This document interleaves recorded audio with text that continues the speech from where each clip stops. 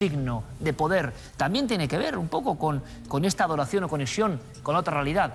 ¿Han oído hablar de la Cruz de Caravaca?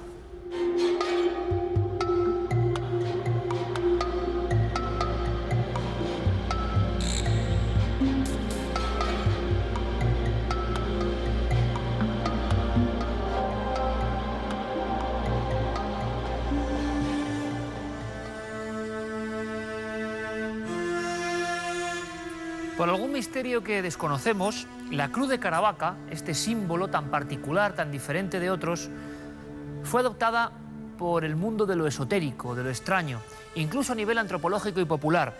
Se contó y se sigue contando que muchas personas con poderes o visión especial, diferente, sensitividad, tenían en el paladar el signo de la cruz.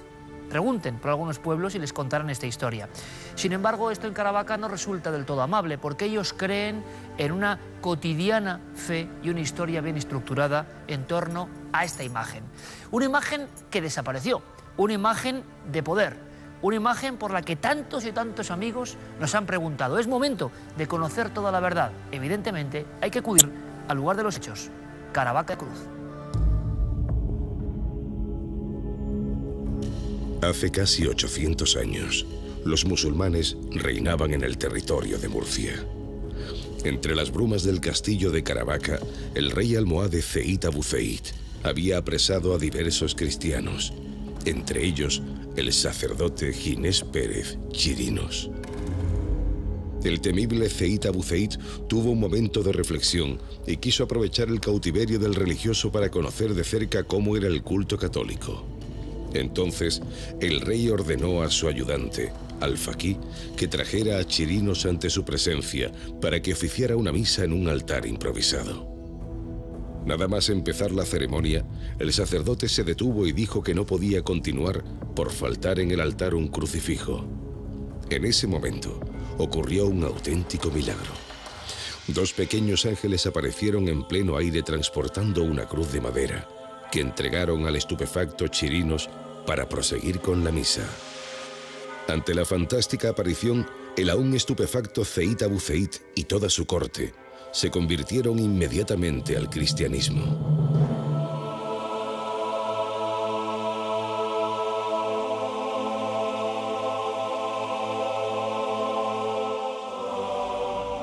La cruz aparece aquí en el siglo XIII, en plena ebullición, digamos, de la reconquista del Reino de Granada, y interviene como un símbolo de fuerza para las órdenes militares religiosas que venían hasta Bailía Templaria, que además hacía límite con el reino de Castilla y Aragón y con el reino nazarita de Granada, ¿no? La leyenda reza que en el momento en que la cruz surge en el castillo de Caravaca, en otra parte del mundo la misma desaparece como por arte de magia del pecho del patriarca de Jerusalén.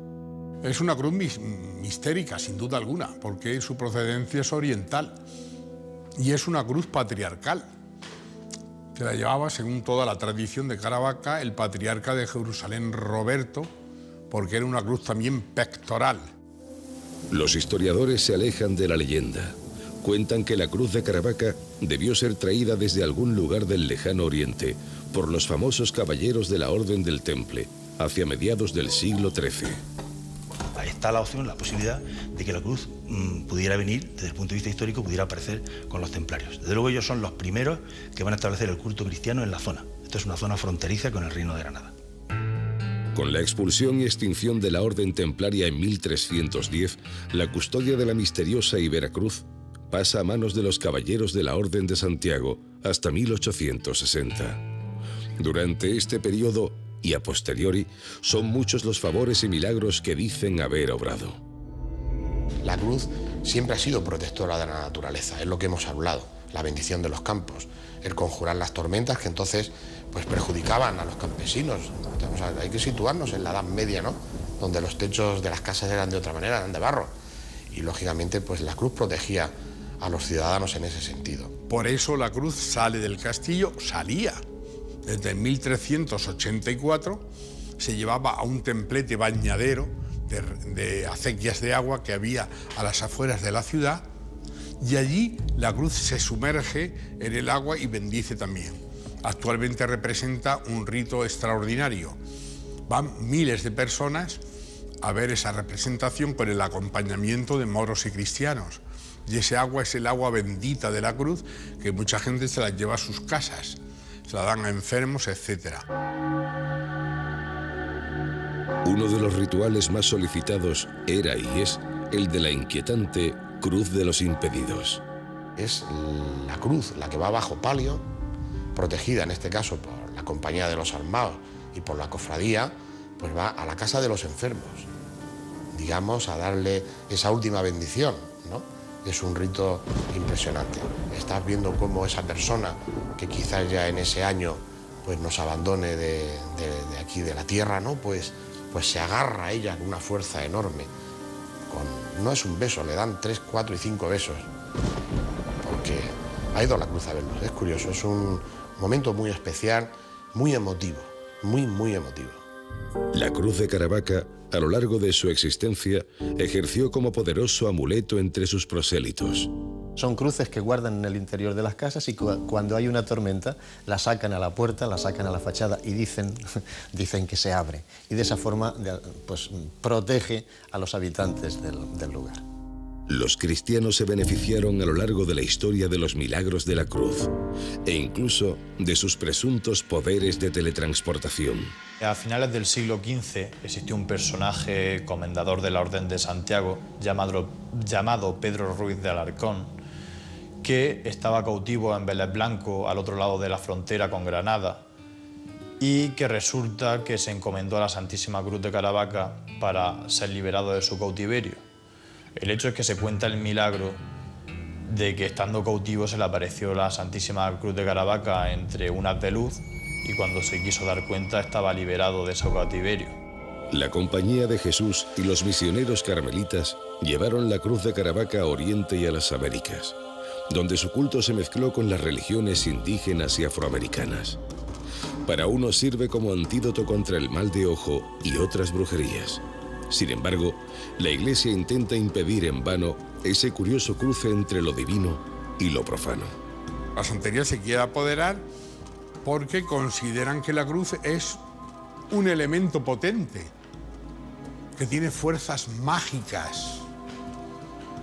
Y nosotros decimos que no. Toda esa cuestión de santería y de tal es una cosa que está iniciada quizás precisamente en la propia evangelización de la cruz, ¿no? Donde lógicamente pues, los chamanes, los brujos antiguos y todas estas cuestiones pues mezclaban quizás la posibilidad de que eso era una cruz milagrosa. Pero oiga usted, la cruz milagrosa está aquí, no está allí.